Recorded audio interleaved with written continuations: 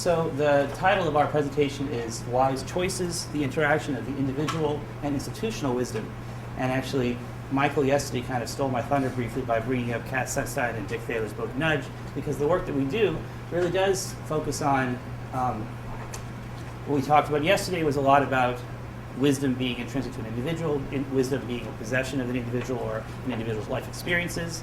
And although that is certainly quite true, I think that the behavioral scientists that we work with would like to think that there's a lot of research showing that wise choices, wise decisions, are really the result of the interaction between an individual's own wisdom, their own experiences and possessions, and the environmental context in which that person is making their choices, making their decisions, and that the context itself can inhibit and promote wise behaviors depending upon how it's structured.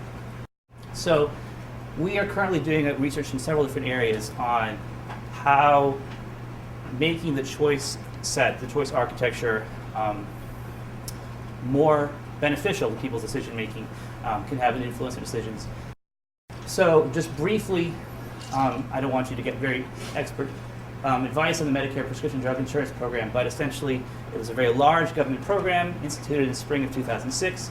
It affected potentially as many 45 million seniors. Initially, the first year, 24 million enrolled. There was a significant dollar amount of subsidies the government provided. And instead of providing the subsidy to individuals directly, the concept behind the Medicare prescription drug insurance program was to have individual companies provide insurance, offer insurance plans to people of different types. People would select those choices, and the government would then subsidize those plans for the people they had enrolled. We decided that we'd use the information from the Medicare website. We'd try to simplify it and maybe highlight some aspects of it, but basically give people information that already existed, that the government was providing, that was not something we were saying, okay, we think this is important. We were just saying, this already exists, let's see how people respond to it.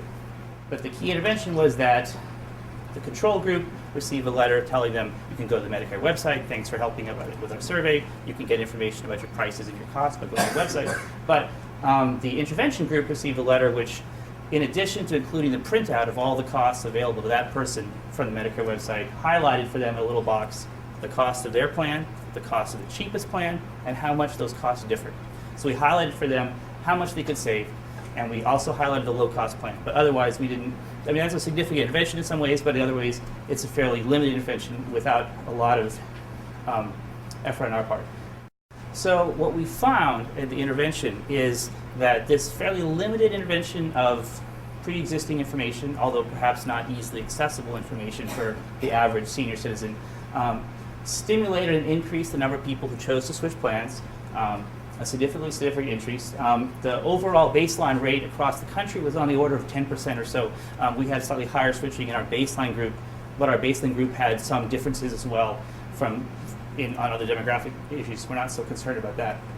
A large number of people in the intervention group switched the lowest cost plan, but I think also important is most of them didn't. The plan that we highlighted was the lowest cost plan, but only 30% of them actually picked it. The other ones who switched made other decisions. So they weren't necessarily just taking what we were suggesting in that direct way. So the question is, are these wise choices? This is a difficult thing for people.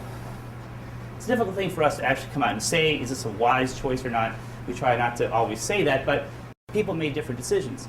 We came back a year later and gave them anonymously. We didn't give them the names, we just gave them the details of their plans, the ones that they had chosen the first year, the ones they had chosen the second year. This is only for the people who made a switch. Obviously, people who were in the same plan couldn't do this. And what you find is a statistically significant increase in the people in the intervention group who would pick the same plan again, despite the fact we're not knowing in an obvious way that it is the same plan. And then one final point about how wise these are that I find really interesting is, I'm not sure whether to call it deeper understanding, but the people in the group that we treated with the intervention, 7% of them, a small amount, but 7% of them actually chose plans that increased the premiums they're paying, but decreased the amount of money they were paying overall for the year, which is a highly intricate decision to make, I would think, and a very small fraction of people in the comparison group actually did that. And I think that that's an interesting way of looking at how this intervention, which wasn't trying to do that in a particular way, allowed people to make wise and beneficial financial decisions.